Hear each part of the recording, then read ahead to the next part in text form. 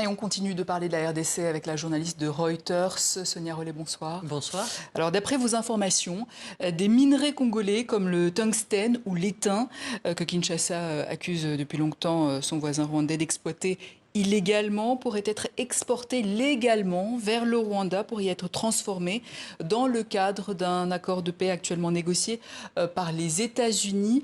Est-ce possible, Sonia Rollet, que le gouvernement congolais accepte un tel accord? Alors, il faut savoir que cet accord ne porte pas que sur les mines ou que sur ce type de coopération économique. L'idée des États-Unis et l'accord qui est en train de négocier, c'est un accord qui est déjà basé sur une déclaration de principe que les deux pays ont signée, sur un certain nombre de préalables qui vont depuis le respect de la souveraineté, sur lequel il y a aussi la lutte contre les groupes armés, il y a également la coopération économique, essayer de renforcer la coopération économique pour amener à la paix. Donc, cet accord, ou l'idée de cet accord de la coopération qu'il pourrait y avoir derrière et qui viendrait après une stabilisation de la situation économique, c'est que si au lieu de voir par exemple les minerais du Congo être pillés par le Rwanda, et c'est ce que disent le Congo, les États-Unis, les Nations Unies, au lieu que ces minerais soient pillés, ils pourraient être transformés dans le cadre d'une relation économique entre les deux pays. Et si les deux pays ont à gagner à cet accord de coopération, eh bien, ça pourrait amener sur le long terme la paix. Ce que disent les États-Unis à leurs partenaires et notamment aux diplomates et aux personnes de l'ONU qu'on a pu interroger sur cette question, c'est que évidemment, leur objectif, c'est de stabiliser cette situation et qu'on ne se retrouve pas avec le même conflit tous les 5 ans. Alors pour le gouvernement congolais, il est bien clair qu'il n'est pas question dans le cadre de cet accord d'abandonner sa souveraineté. Les autorités l'ont dit plusieurs fois qu'ils entendaient à ce que le Rwanda quitte leur territoire, que le M23 se retire et également de retrouver une souveraineté sur leurs minerais et sur leur territoire. Le Rwanda a aussi des exigences, ils veulent aussi les combats contre les FDLR, les rebelles hutus rwandais. Donc voilà, ça fait partie, c'est un élément parmi d'autres. Les Américains sont clairs. Quand ils parlent avec nous, Reuters, ils disent de toute façon, dans ce genre d'accord,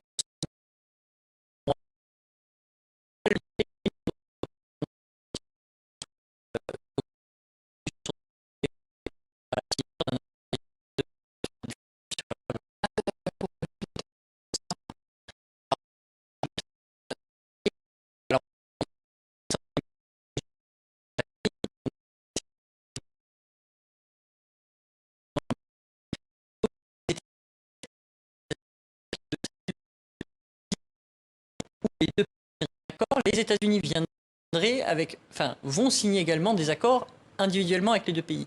Donc venir avec des investissements, et notamment dans le domaine minier, dans les deux pays. Donc pour eux, l'intérêt, c'est vraiment d'avoir accès d'une certaine manière à ces ressources. Et puis au moment où les Américains sont intervenus, d'abord il y avait une demande du Congo pour un accord sécurité contre les ressources minières. Donc c'est le Congo qui a proposé ça. Et puis, c'est également parce qu'il y avait une mine dans l'est du Congo qui s'appelle Alpha Mine, qui était au Nord Kivu et qui était menacée par la rébellion. Et l'un des actionnaires de cette mine est en fait américain.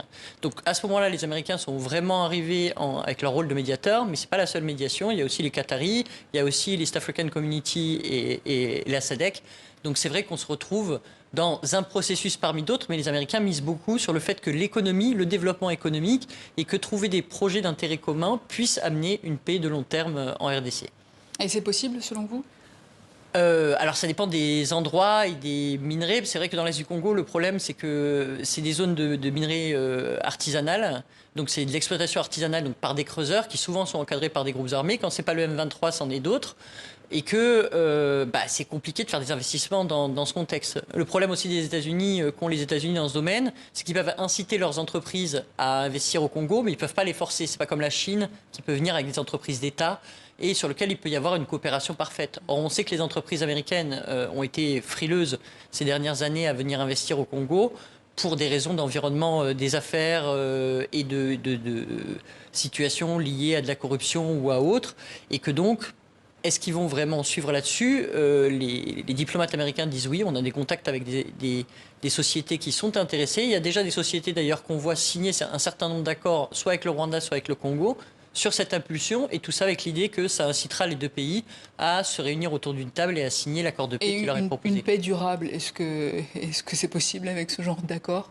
Bah, ils ont essayé en 2021, ça n'a pas marché. Après, il y a eu la crise du M23 et pourtant, voilà, ils avaient signé un accord de ce type sur l'or à l'époque dans l'Est du Congo, mais ça n'a pas tenu 6 mois. Le problème, c'est un problème de confiance entre les acteurs des deux pays.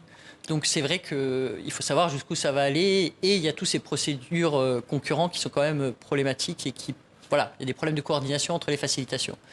D'ailleurs, sur le terrain, où en est la situation dans les combats entre le M23 et l'armée Il y a congolaise? toujours des combats sporadiques. Il y a des combats soit en bordure de territoire de chacun, encore, soit il y a des attaques par exemple des Ouazalando sur le M23, soit il y a des endroits où le M23 avance, mais le front est globalement stable, ça avance par petits endroits, voilà, ça grignote. Ça grignote, il y a des attaques notamment de ces groupes armés, les Ouazalando, qui soutiennent le gouvernement, et le M23 avance aussi dans certains endroits, mais pour l'instant on est quand même dans une situation par rapport à ce qu'on voyait avant toutes ces discussions-là. Là, on observe un relatif cessez-le-feu. Et comme je l'ai dit, il y a régulièrement des combats, mais on n'est pas sur des villes qui sont prises, sur des territoires qui tombent, comme on a pu le voir en janvier, février, mars. Et des discussions, justement, il y en a en ce moment à Doha, à Washington, au Togo. Pourquoi autant d'initiatives? Est-ce qu'il n'y en a pas un peu beaucoup? Alors, ils essaient de se rencontrer, tous ces facilitateurs, pour essayer de s'entendre. Ils avaient prévu de se rencontrer d'ailleurs de nouveau, ça n'a pas eu lieu. Il y a une initiative qui est claire, c'est de l'East African Community et de la SADC, de la communauté des États d'Afrique australe. Ils se sont mis ensemble, ils avaient avancé. On avait vu aussi une initiative avec Nairobi d'un côté pour les groupes armés, l'Angola, l'Ouganda de l'autre côté pour des négociations entre le Rwanda et le Congo, qui ont été un peu abandonnées en cours de route. Il y a effectivement le Togo, mais qui représente en fait l'Union africaine dans l'affaire. On a vu aussi l'ancien président Olusegun Obasanjo parler avec tous les acteurs politiques congolais. Il y a les Qataris, il y a les Américains qui travaillent ensemble, mais on sait que l'Afrique, en tout cas, aimerait bien que la solution soit trouvée en Afrique et par des Africains. Donc c'est vrai qu'il y a un peu de tension entre les facilitations et on a du mal à voir où se commencent certaines et où se terminent les autres. Sonia Rollet, merci. Merci. Journaliste à Reuters.